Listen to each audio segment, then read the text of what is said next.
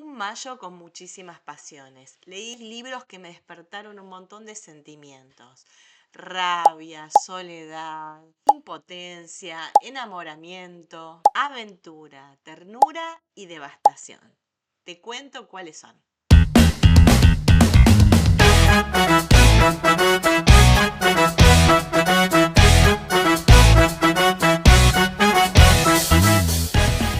Hola descalzas y descalzos, ¿cómo están? Yo soy Sil y en este video te voy a hacer un resumen de mis lecturas del mes de mayo. Leí un montón y como te decía en la introducción, empecé a dividir estos libros por sentimientos, por pasiones. Viste que los libros nos generan cosas, esa es la idea, que nos generen algo.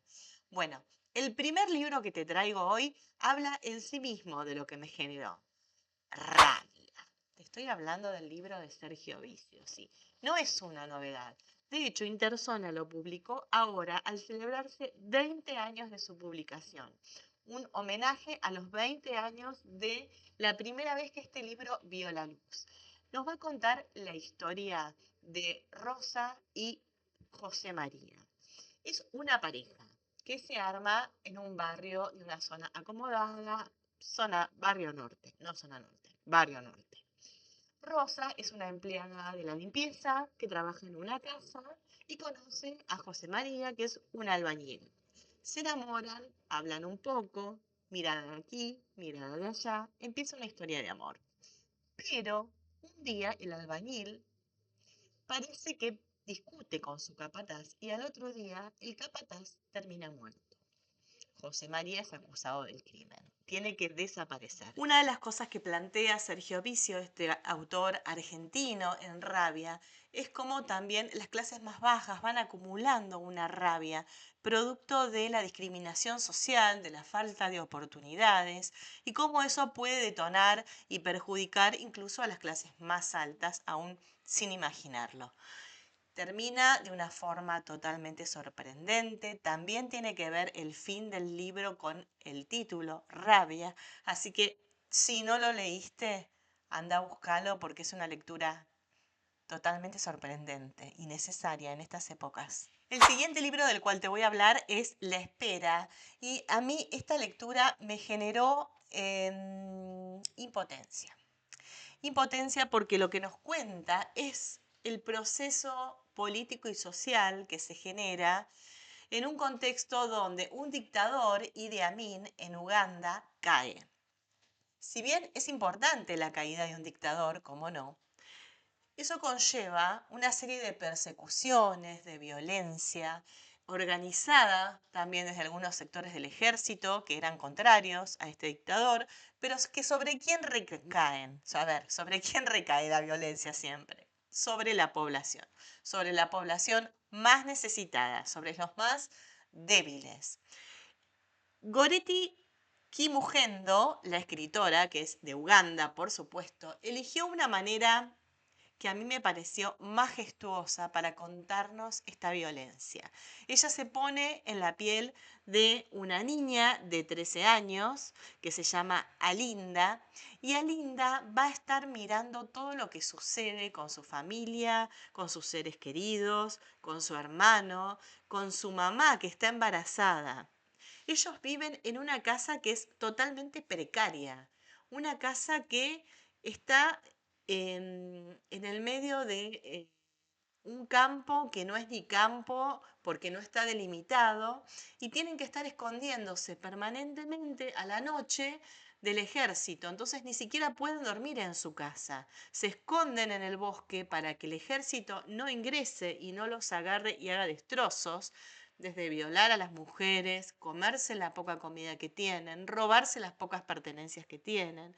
Y todo este relato se hace de a poco, bajo la mirada inocente de esta niña, que nos va contando cómo también es la única compañía para su mamá, cómo la ayuda a que tenga su parto.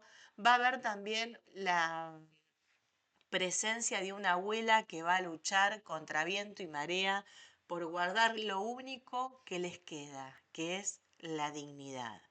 Me encantó acceder a este libro, así que si lo pueden leer, La Espera, de una escritora de Uganda. Y este libro me generó soledad. Me dio una sensación de soledad y de abandono total. Es la primer novela de esta escritora brasileña, Clarice Lispector, que viene de la mano de la edición de Corregidor, que trae un prólogo que es imperdible. ¿Vieron esos libros que vos decís, qué bueno que traiga un prólogo que nos ubique, que nos marque un rumbo, que nos guíe respecto de lo que esta escritora tan maravillosa hace, sobre todo cuando se trata de escritores que generan una nueva narrativa, que inventan una narrativa que no existía, como es el caso de esta escritora? El prólogo en esta edición de Corregidor es de Florencia Garramuño y nos cuenta cómo, por ejemplo, Clarice tuvo que vérselas con el editor de la editorial francesa Plom, Pierre de Lescure, a quien le manda una carta en junio de 1954, cuando ve cómo se tradujo su obra del portugués al francés. Y le dice, hermano, yo no escribí esto, es otro libro. Ahí se empieza a dar un debate donde Clarice le dice, mirá, me tomé ciertas licencias, una libertad de estilo, y admito que en otros países, en mi propio país, pasa el chorrero. Admito que en mi propio país no suena igual, porque no se habla como yo escribo. Es que justamente me estoy tomando licencias. Pero en mi país no convirtieron el libro en otra cosa. Les agradecería que mantengan el espíritu de la obra. Bueno, todo esto para que nadie interfiera en el relato de la vida de Joana, que es la protagonista de este libro. Joana es una joven que despierta muchísima ternura porque crece con mucha soledad, como les decía antes. Su mamá muere cuando ella es muy chica. A partir de los 10 aproximadamente vive con el papá, pero el papá también muere. Y ella entre los 10 y los 12, los 13, va a vivir con unos tíos que la terminan dejando en un internado porque sienten que no la comprenden, que ella no puede ser criada por ellos. Ella, como toda mujer, crece, sale del internado y empieza a tratar de hacer su vida. En las relaciones de pareja, ella va a empezar a encontrar estos denominadores comunes de abandono, de soledad, de pérdida. Pero el relato no es así de lineal.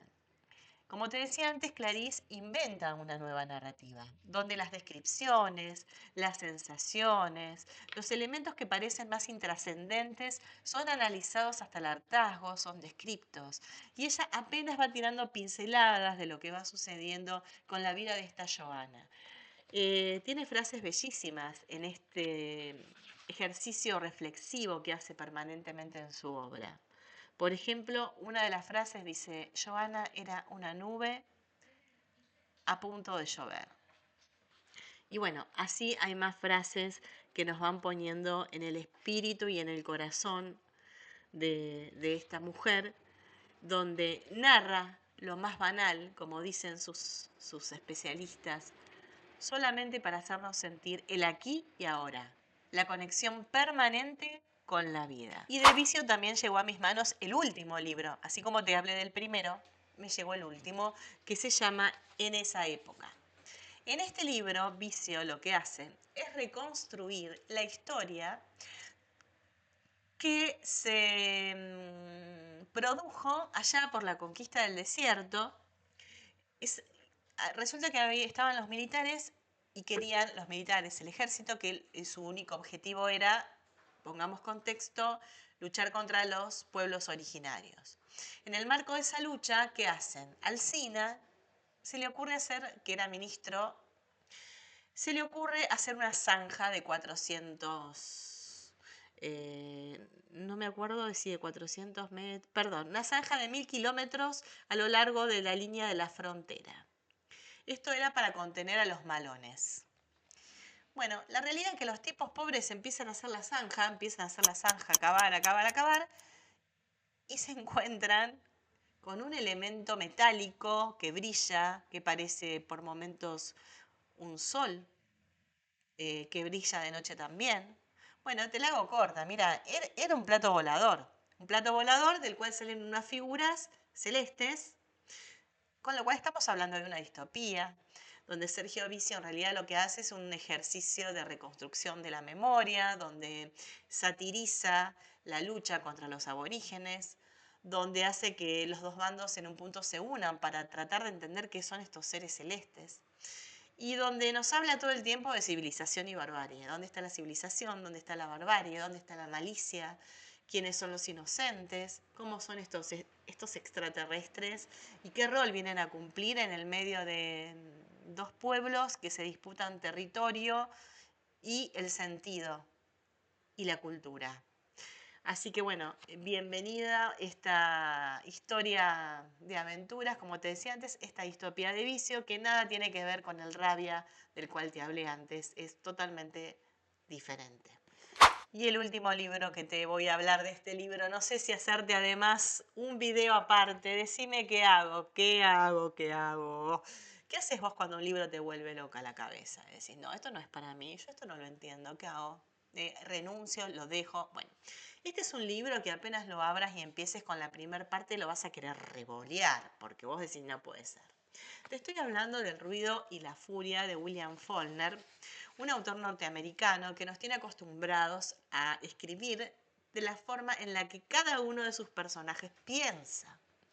Yo ya leí Mientras agonizo y ahí descubrí quién era Faulkner. También me costó un montón entenderlo, pero lo súper disfruté cuando lo terminé de entender. Mientras agonizo me gustó más que este, debo decir. Este trata sobre la decadencia de una familia del sur de Estados Unidos. El género es gótico sureño, o sea, vamos a estar permanentemente viendo cómo todo decae, decae la familia, decae el país, decae la situación económica de los que viven en esa familia, decaen van cayendo los valores morales, todo se trastoca, todo entra en crisis. Y Faulkner es especialista para mostrarnos la crisis de una forma poética. Y ahí va donde te digo, léelo, porque me encantó. Asumí el desafío. Si vos asumís el desafío y entrás y salís de esto, vas a sentir que hiciste un trabajo interesante, que como lector o lectora te comprometiste mucho más con un texto y vas a salir mucho más rico. Está narrado en 4 tiempos históricos, separado por 4 capítulos. En cada capítulo va a haber un narrador distinto y cada capítulo es más fácil que el otro, pero es al revés. El primero es más difícil, el segundo más o menos, el tercero ahí va y el cuarto se agradece. En el primer capítulo, el protagonista que habla, digamos el narrador, no el protagonista, es Benji. Benji es un joven que tiene discapacidad y nos habla desde su discapacidad mental. Entonces, no se ordena el relato, no se ordenan los recuerdos. Lo único que nos queda claro es su amor incondicional por Cady, que es una de las hermanas. Esta Cady no va a ser narradora en ningún capítulo. El segundo capítulo va a ser narrado por otro hermano, que es Kentin, que es el único que va a poder estudiar. Los padres van a vender parte del terreno, que también está en decadencia ya todo, para mandarlo a Harvard. Y bueno, va a tener un destino fatal por decisión propia. Después tenemos un tercer narrador en el otro capítulo, que es Jason, malísimo, un personaje muy malo, muy discriminatorio, él discrimina.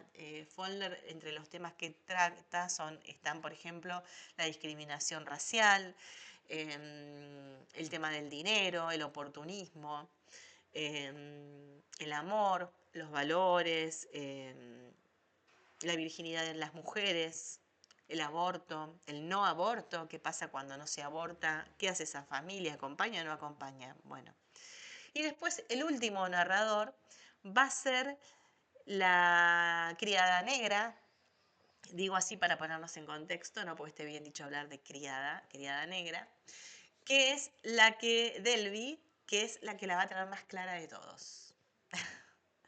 Así que bueno, el ruido y la furia, ¿qué me generó? Una sensación de devastación. todo está arrasado. Está arrasada la familia y está arrasado el país y está arrasada la economía y los valores morales.